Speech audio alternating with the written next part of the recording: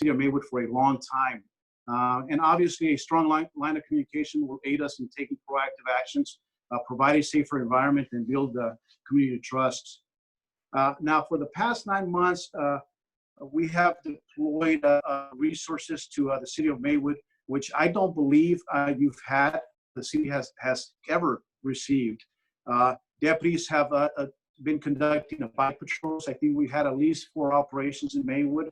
We've had traffic services detail conduct traffic enforcement. We have conducted several bait operations in an effort to catch those stealing cars. In our narco unit, they have addressed illegal marijuana dispensaries. Actually, we currently have 2 problematic locations that they're addressing right now. And thanks, this is extremely important, but thanks to the efforts of Mayor De La Riva and City Manager Vasquez, we plan on opening the Maywood Station. We spent, the Sheriff's Department has spent nearly $200,000 in cost to get the Maywood Station opened. We anticipate opening it hopefully either by the end of next month in August or sometime early in September if everything goes as planned. Once we are open, we plan on establishing many youth programs.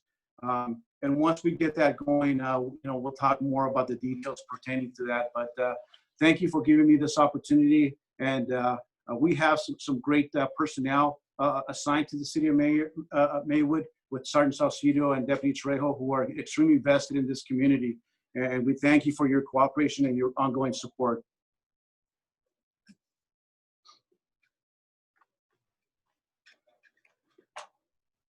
Thank you, Captain. Thank you for that. I'm now going to introduce everybody to Sergeant Saucedo, and her and I work together daily, weekly here in the city of Maywood. I'm gonna go ahead and let her introduce herself as well. Hi, thank you. Good afternoon, everyone. Really excited to have our first neighborhood watch meeting, even though it's virtual. Looking forward to connecting with the residents of Maywood and interacting so we can make Maywood a better place. We are, like Deputy Trejo said, we're active in the community, so you'll see us driving around.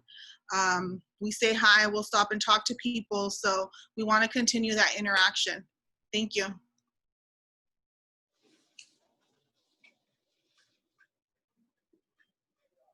Alrighty, everybody. Once again, I'm Deputy Trejo. I've been assigned now to Maywood just under 2 months. I'm very excited to be here. I'm thankful for all of the residents that are here listening or watching and listening, I should say. I know it's a little different from what we're used to. Most neighborhood watch meetings, we're able to see each other. We can ask questions and talk to each other and work together. We want to continue that. We want to work together. We want to work with the community. Unfortunately, under these circumstances, we have to do it here on this Zoom. But I think that we can get the same response. We're going to work together, and we're going to talk about some crime trends. So since COVID started, nationally, we've seen a rise in the thefts of vehicles. So that's what we're focusing on today. In the city of Maywood, I have a couple of different statistics. I'm going to try to pull up 2 PowerPoints right now, so I can give you guys a visual of what I'm talking about, and then I'll go ahead and describe them. Give me 1 second.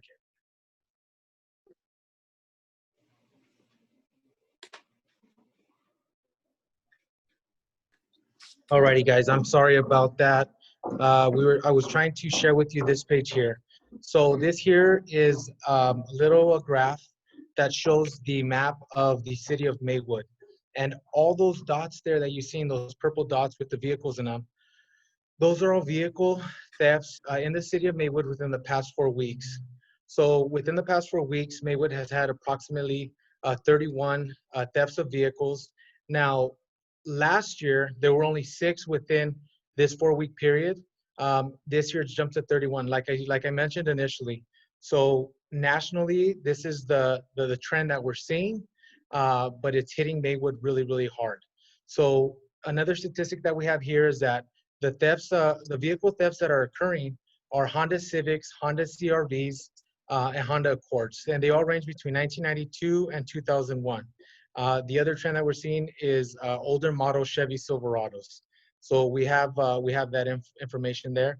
And then the 2 days that are most common where vehicles are stolen are Sundays and Wednesdays. And they're between 11 p.m. at night and 4 in the morning.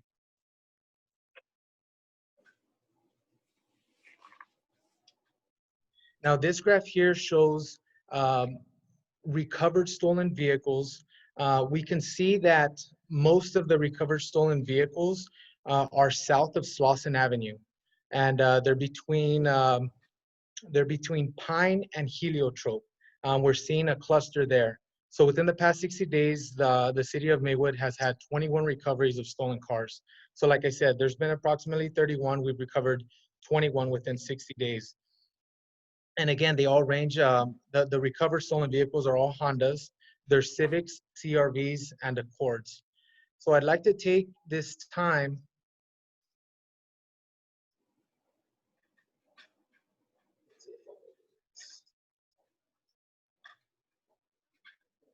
Okay, perfect.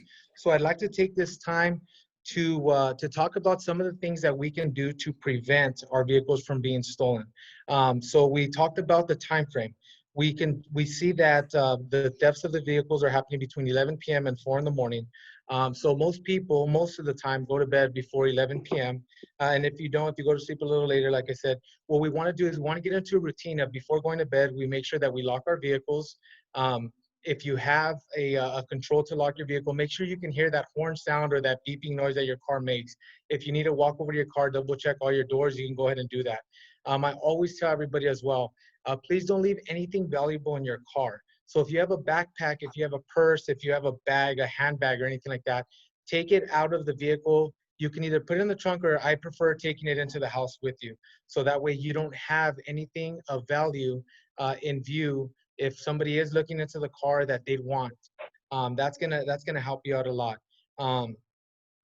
Another thing, if it's possible for you to drive your vehicle into your driveway and park your vehicle in your driveway, please do so. If you have an exterior gate to your home and you can shut your gate and secure it, again, please do so. I know it's not convenient, but it's definitely gonna help you so that we don't get our vehicle, stolen. I'm gonna talk about an item that really helps prevent vehicles from being stolen. It's called a club. It looks just like this. And what it is it's a locking mechanism for the steering wheel. This one here locks on both sides. There's a key here. You lock it like so. Usually you turn your steering wheel, you lock it in there. And what that does is it deters somebody from taking your car, because there's a secondary there's a secondary item on there that they'd have to overcome to take the vehicle. So these are really good options. We have very limited numbers. If anybody that is watching this Zoom meeting now, if anybody would like one, we're going to reach out to everybody tomorrow that's in this meeting. And if we can get you one, we will. We're going to try. We have, like I said, we have a selected number of clubs that we can give out, and we'd be more than happy to do that.